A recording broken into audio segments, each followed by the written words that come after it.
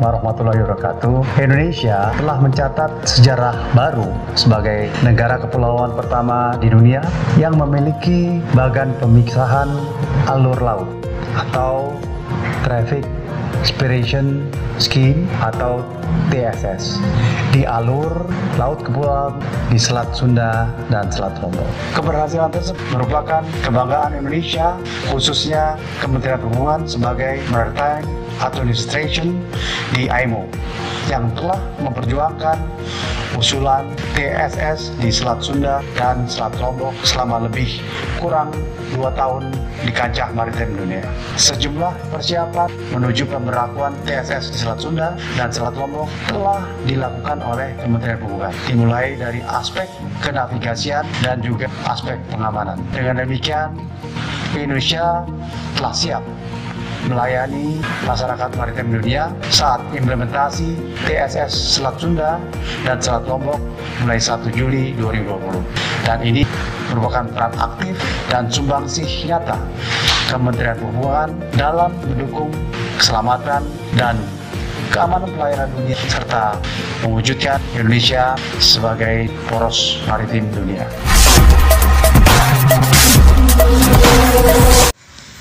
Assalamualaikum warahmatullahi wabarakatuh. Kembali lagi kepada channel Mager Materi Geografi. Pada kali ini pembahasannya adalah Indonesia sebagai poros maritim dunia.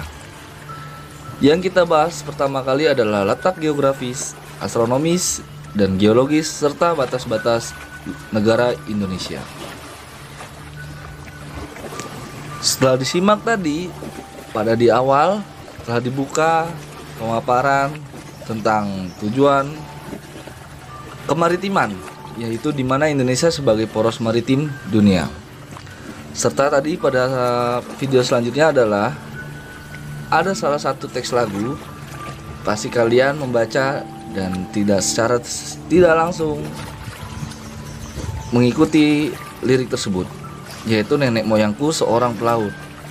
Ya, benar bahwa sebagian wilayah kita terdiri dari perairan, dan tidak heran jika lagu nenek moyangku seorang pelaut tergambar dari sejarah negara kita, yaitu di mana ada kerajaan Majapahit dan kerajaan Sriwijaya yang dimana menguasai laut Asia Tenggara dan perairan di Indonesia.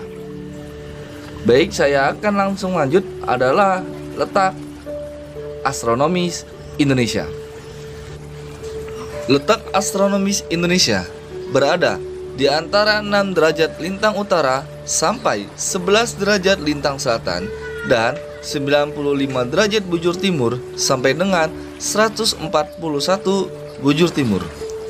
Di sisi lain, negara Indonesia dilewati oleh garis khatulistiwa, di mana terletak pada Provinsi Kalimantan Barat, yaitu pada kota Pontianak terdapat Tugu Khatulistiwa. Pada posisi Indonesia yang astronomis ini hanya memiliki 2 musim, yaitu musim penghujan dan musim kemarau.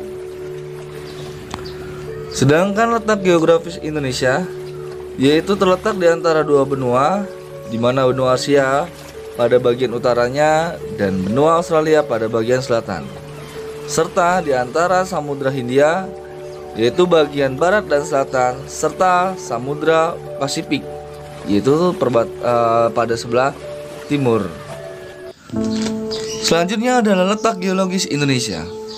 Indonesia terletak di antara pertemuan 2 lempeng benua, yaitu lempeng Eurasia dan lempeng Indo-Australia, dan 1 lempeng samudra yaitu lempeng Samudra Pasifik.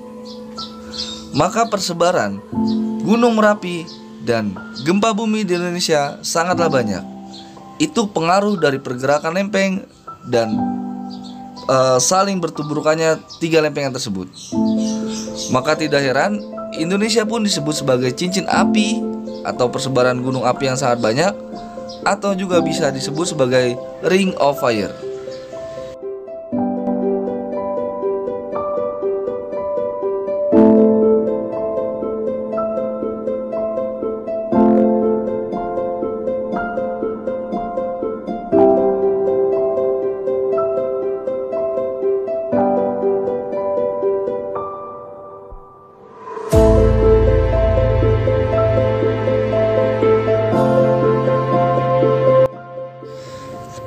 Kita juga perlu ketahui luas wilayah Indonesia.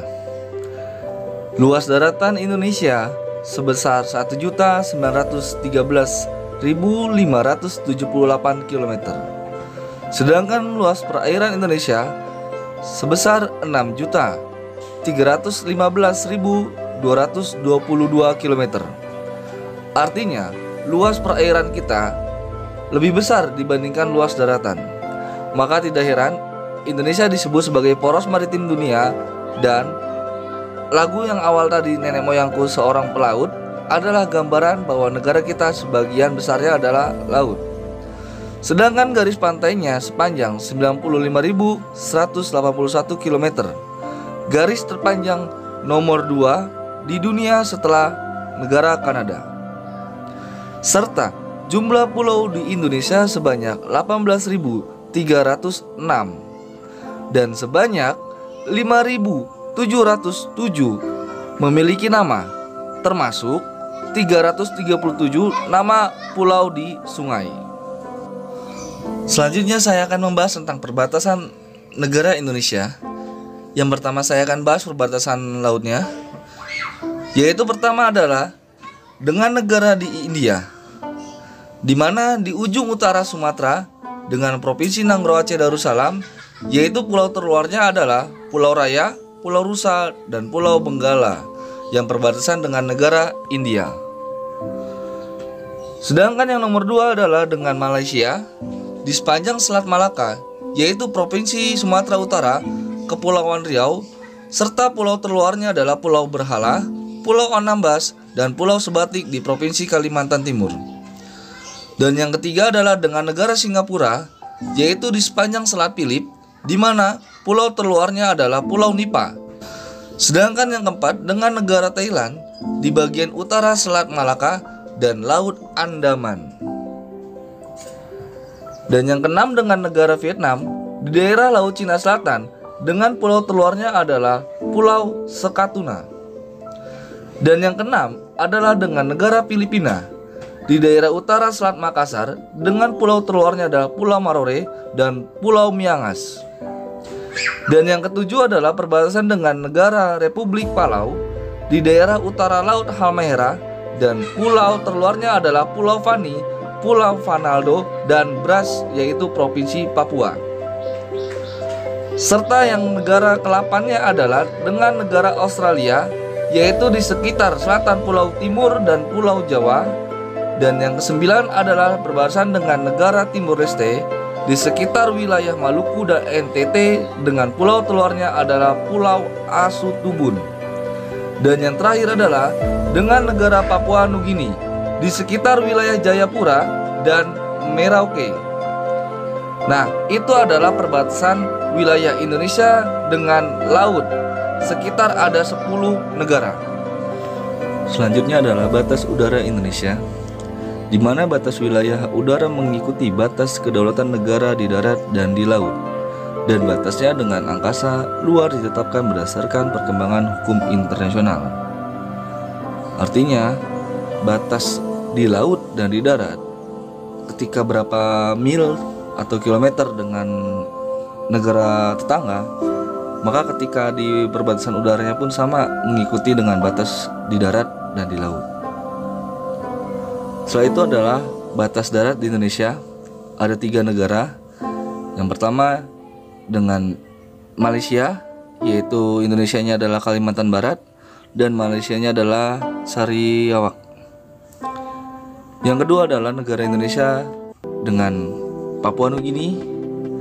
Dan yang ketiga adalah negara Indonesia dengan Timor Leste, di mana Timor Leste itu adalah sebelumnya salah satu provinsi dari Indonesia yang bernama Timur Timur. Namun setelah tanggal 30 Agustus 1999, Timur Timur melepaskan diri dari negara kedaulatan Indonesia menjadi negara Timor Leste hingga saat ini. Oke, baik, setelah kita membahas tentang letak astronomis, letak geografis, dan letak geologis Indonesia, lalu kemudian batas-batas negara Indonesia, dan materi terakhir adalah batas teritorial Indonesia, di mana yang membahas tentang perairan. Yang pertama adalah perairan Nusantara, yaitu semua perairan yang berupa selat dan laut yang menghubungkan pulau-pulau yang membentuk Negara Kesatuan Republik Indonesia. Yang kedua adalah batas laut teritorial, adalah suatu batas laut yang ditarik dari sebuah garis dasar dengan jarak 12 mil ke arah laut. Dan yang ketiga adalah batas landas kontinen, yaitu kedalaman landas kontinen tidak lebih dari 150 meter. Batas landas kontinen diukur mulai dari garis dasar pantai ke arah luar dengan jarak paling jauh 200 mil.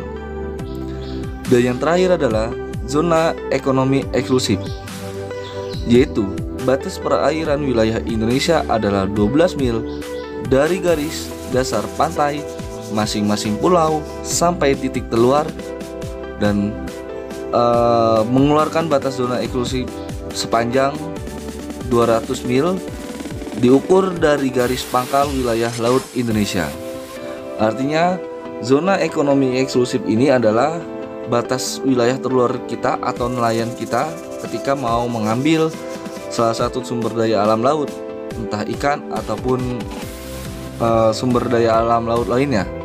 Namun ketika negara lain melewati batas ZEE atau masuk ke wilayah Indonesia sudah melanggar hukum internasional laut, dan kerap kali negara-negara tetangga atau negara-negara lain sering mencuri sumber daya alam laut Indonesia. Maka itu perlu pemahaman dan pengetahuan tentang batas perairan Indonesia, terutama bagi para nelayan. Dan selayaknya kita sebagai generasi yang akan datang, sebagai pelajar yang akan datang, kita harus mengetahui batas-batas wilayah Indonesia. Oke, baik, materi kali ini tentang poros maritim dunia, di mana Indonesia sebagian wilayahnya adalah perairan. Mohon maaf jika ada salah kata. Semoga materi ini bermanfaat.